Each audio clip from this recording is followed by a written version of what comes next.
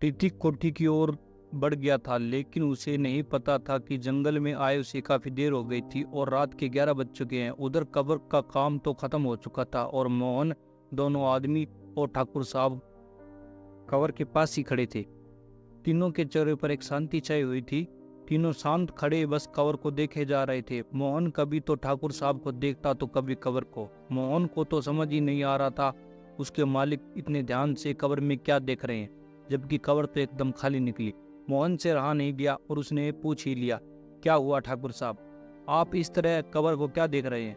मोहन का सवाल सुन ठाकुर साहब पहले तो दोनों आदमियों की ओर देखते हैं और फिर मोहन से कहते हैं, कुछ नहीं। अब तो मोहन का शक और बढ़ गया।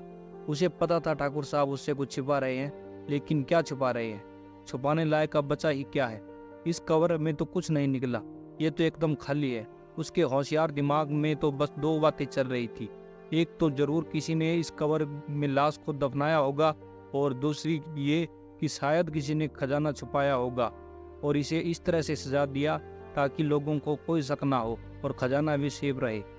इधर ठाकुर साहब एक लंबी आह भरते हैं और मन ही मन कहते हैं, जिसका डर था वही हुआ। उसके बाद वे मोहन से कहते हैं, चलो मोहन, इसे ऐसे ही रहने दो। मोहन हाँ में अपना सिर हिलाता है। उसके बाद वो इधर उधर देखने लग जाता है।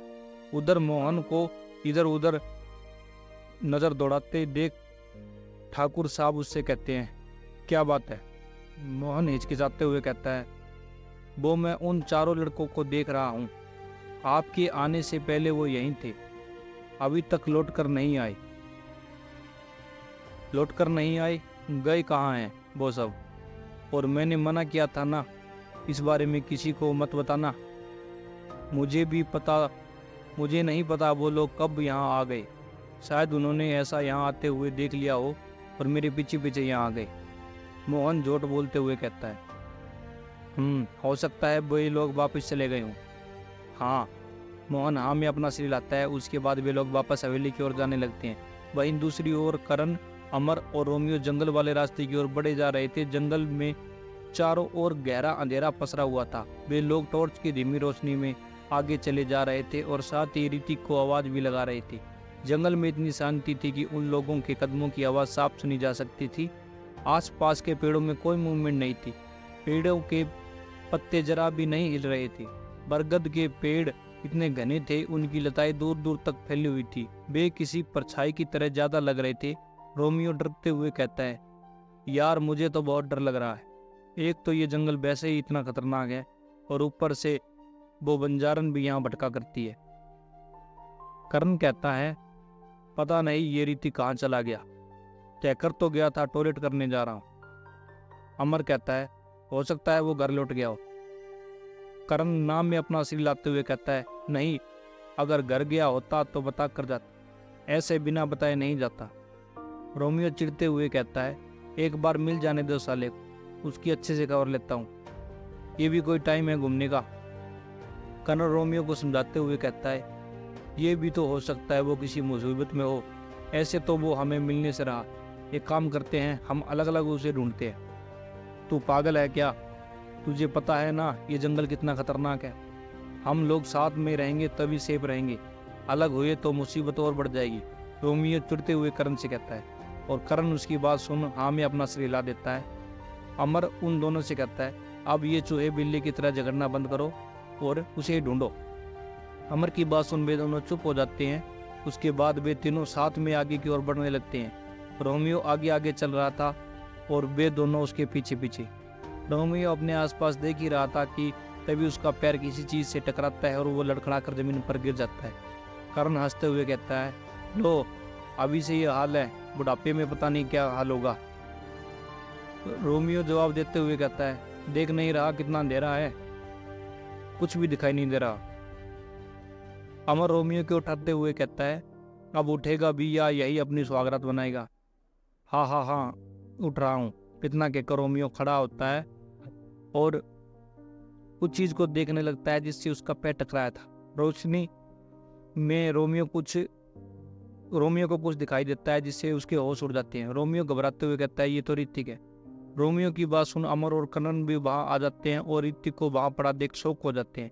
रोमियो जिस चीज से टकराया था वो कोई और नहीं बल्कि ऋतिक था, जो बेहोशी की हालत में था।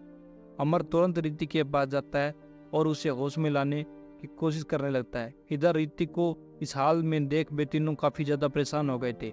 बार बार उठाने पर भी जब ऋतिक को होश नहीं आता तो अमर उन दोनों से कहता है, ऐसे तो इसे होश नहीं आएगा, इसके चेहरे पर पानी के छींटे मारने पड़ेंगे।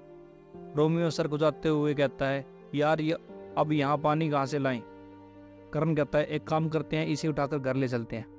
करण की बात सुन सब लोग हामी में अपना सिर हिला देते हैं। उसके बाद करण ऋतिक के हाथ पकड़ता है और रोमियो उसके पैर।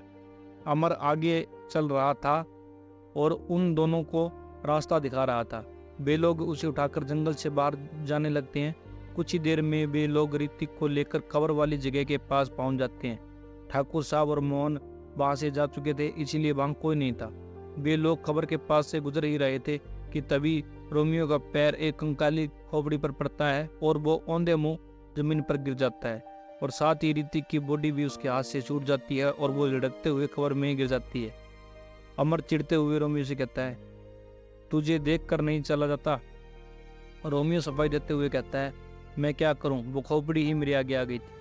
तेरे कहने का मतलब है कि उस खोपड़ी के पैर लगे हैं और वो चलकर तेरे सामने आ गई। करण भी अमर का साथ देते हुए कहता है, बैर बुद्धि है साला। बैर बुद्धि किसे बोला? तू बैर बुद्धि, तेरा पूरा खानदान बैर बुद्धि।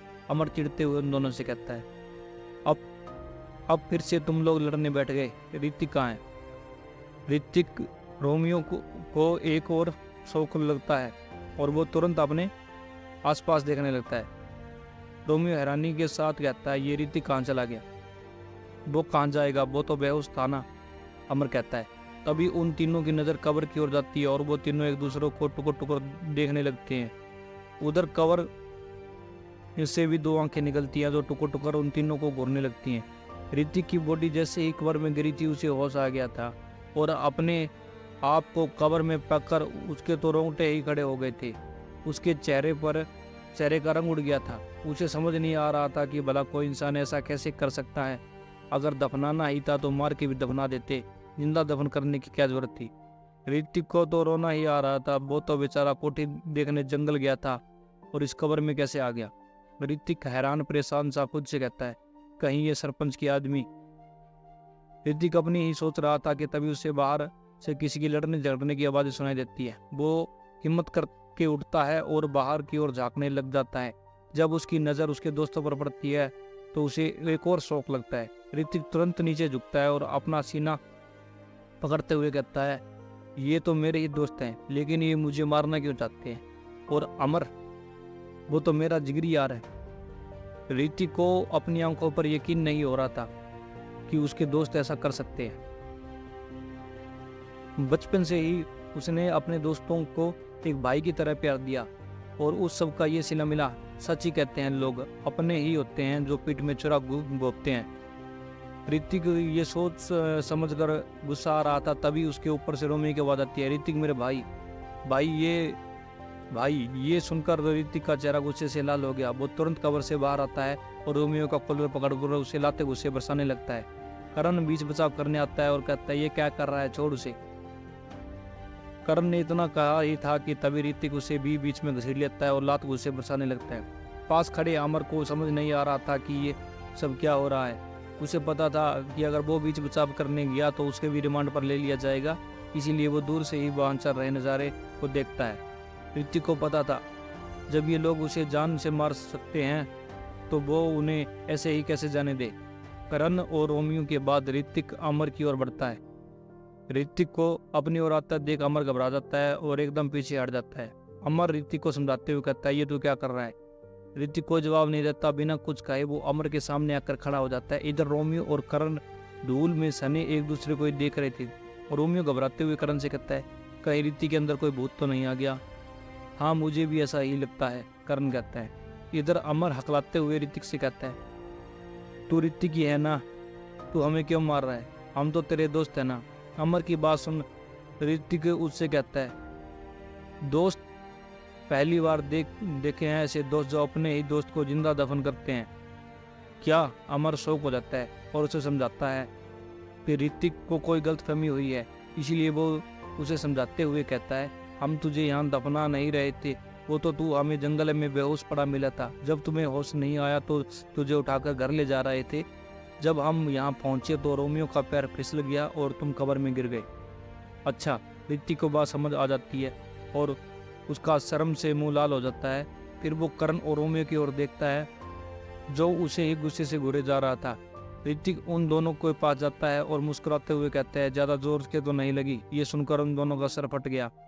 उन्हें तो लगा था ऋतिक सॉरी बोलने आया है होगा, लेकिन ये तो उनके घावों पर नमक लगाने लगा था। कोई इंसान इतना नालायक कैसे हो सकता है। करण और रोमियो को गुस्सा होता देख ऋतिक उन दोनों से कहता है, अच्छा सॉरी, अब खुश? हाँ, एहसान कर दिया जैसे सॉरी बोल के, करण चिढ़ते हुए उससे कहता है। तो रोमियो ऋतिक के पास आता है और उससे पूछता है, तू जंगल में क्या करने गया था? वो मैं, ऋतिक हिचकिचाता है और उसके बाद वो उन्हें सब कुछ बता देता है जो उसके साथ जंगल में हुआ था। सरपंच के लड़के से हाथापाई और खंडर में वो ठेका मिलना। ऋतिक की बात सुन वे तीनों काफ़ी ज़्यादा हैरान थे। उन्हें अच्छा भी लग रहा था कि ऋतिक कहीं घूमने नहीं बल्कि ज़िंदगी का पहला अच्छा काम करने गया था। तभी अमर को ऋतिक की कई बात याद आती है और वो ऋतिक से पूछता है, एक मिनट, तूने कहा कि जंगल की गहराइयों में एक कोठी है। इसके बाद वो करण और रोमियो की ओर देखते हुए कहता है, क्या तुम्हें पता है इसके बारे में? अमर की बात सुन दोनों के कंधे उचकुचाते हुए नाम में अपना सिर हिलाते हैं। तभी अमर की नज़र ऋतिक पर जाती है, जिसके चेहरे पर दहशत नजर आ रही थी। उसके चेहरे पर पसीने की बड़ी बड़ी बूंदें थी। ऋतिक को घबराता देख अमर परेशान हो जाता है और उसके कंधे हिलाते हुए कहता है, क्या हुआ था वहाँ? ऋतिक घबराते हुए कहता है, वहाँ वो बंजारन